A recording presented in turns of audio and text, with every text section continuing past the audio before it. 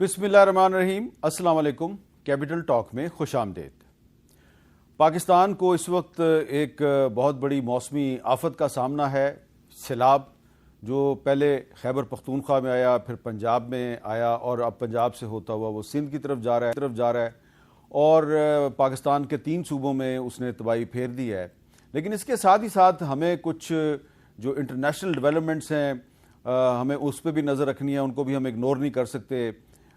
قطر کے دارالحکومت دوحہ میں مسلم ممالک کا ایک اہم سربراہی اجلاس ہو رہا ہے، جس میں کہ اسرائیل کی طرف سے جو حال ہی میں قطر پر حملہ کیا گیا اس پر گفتگو کی جا رہی ہے، اور یہ کوئی فارمولہ جو ہے اس پر اتفاق رائے قائم کرنے کی کوشش کی جا رہی ہے کہ اسلامی ممالک مل کر کس طرح اسرائیل کا ہاتھ روکیں، اس کو کیسے لگام دیں۔ کیا اس کے لیے کوئی ٹاسک فورس بنائی جانی چاہیے؟ کیا اس کے لیے اسرائیل جو ہے اس کا کوئی بائیکاٹ ہونا چاہیے؟ کیا ہونا چاہیے؟ تو یہ سارے معاملات ہیں، اس پہ ہم گفتگو کریں گے۔ ہمارے ساتھ جناب بیرسٹر عقیل ملک صاحب، minister of state for law and justice, اور ان کے ساتھ ہیں جناب بیرسٹر علی ظفر صاحب، پارلیمانی لیڈر ہیں پاکستان تحریک انصاف کے، اور وہ بھی سابق وزیر قانون ہیں۔ تو عقیل ملک صاحب، کچھ گفتگو کا آغاز جو ہے وہ جو قطر میں میٹنگ ہو رہی ہے وہیں سے کرتے ہیں۔ آپ کا کیا خیال ہے؟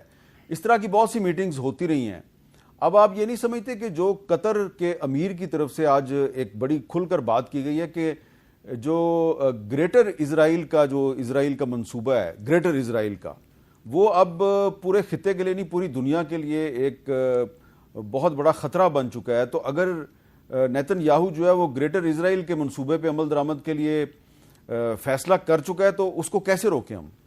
بسم اللہ الرحمن الرحیم۔ میر صاحب بہت بہت شکریہ۔ میر صاحب، جو عرب اسلامک سمٹ ہے اور یہ ایمرجنسی ابھی دوحہ قطر میں ہو رہا ہے، پاکستان کی نمائندگی وزیر اعظم جو ہیں وہاں پہ موجود ہیں، ڈپٹی وزیر اعظم، وزیر خارجہ اسحاق ڈار صاحب وہ بھی موجود ہیں، دیگر وزراء بھی موجود ہیں۔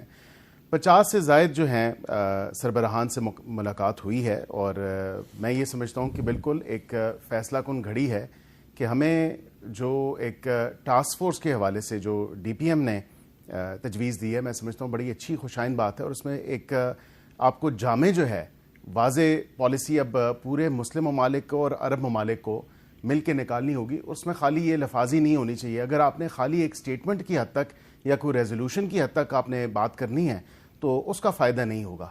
پھر آپ بالکل جو اسرائیل اور جو ایک اسرائیل کا پلان ہے اس کو آپ بالکل کاؤنٹر نہیں کر سکتے، اور جس فلیگرنٹ وائلیشنز جو انٹرنیشنل لا کی گئی ہیں، مطلب دوحہ میں آپ دیکھ لیں، اس سے پہلے آپ دیگر جگہوں پہ دیکھ لیں، غزہ میں جو ہو رہا ہے، مطلب وہ اب کتنے سالوں سے وہ جاری و ساری رکھے، اور بالکل ایک امپینٹی کے ساتھ ان کو کوئی کسی قسم کی کوئی نہ تو ان کو ندامت ہے، نہ شرم ہے، نہ ہی افسوس ہے، نہ ہی وہ اس چیز کو روکنا چاہتے ہیں، بلکہ اف اینی تھنگ وہ اس چیز کو پروموٹ بھی کرتے ہیں اور اس کے ساتھ ساتھ وہ جسٹیفائی بھی کرتے ہیں۔ تو ان کے اب ان گندے عزائم کو، جو ناپاک عزائم ہیں، ان کو روکنے کے لیے تمام تر مسلم امہ کو، اور اس کے ساتھ ساتھ جو ہمارے مسلم ممالک ہیں ان کو نیٹو کے طرز پہ میں سمجھتا ہوں کہ ایک ٹاسک فورس بالکل ضرور بنانی چاہیے، تاکہ جو پروٹیکشن ہے آف دا مسلم ورلڈ، جو انلارج مسلم ورلڈ کی پروٹیکشن ہے، اس کو ہم انشور کر سکیں قانون اور آئین کے مطابق۔ اچھا علی ظفر صاحب، یہ بتائیے کہ انٹرنیشنل لا کی روشنی میں کیا یہ جو مسلم ممالک کا سربراہی اجلاس ہے، یہ کوئی عملی قدم اٹھا سکتا ہے اسرائیل کی جو یونائٹڈ نیشنز کی ممبرشپ ہے اس کو کینسل کرنے کے لیے، معطل کرنے کے لیے کوئی عملی قدم اٹھا سکتا ہے؟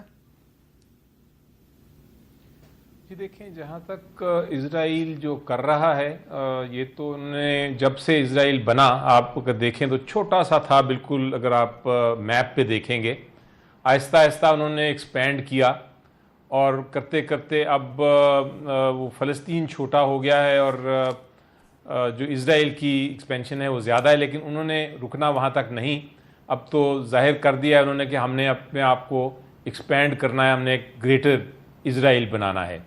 اب بین الاقوامی قانون تو بڑا واضح ہے کہ جس قسم کی حرکت کر رہا ہے اسرائیل، یہ بالکل اس کے خلاف ہے، ہر اصول کے خلاف ہے، کوئی اجازت نہیں ان کو کریں گے۔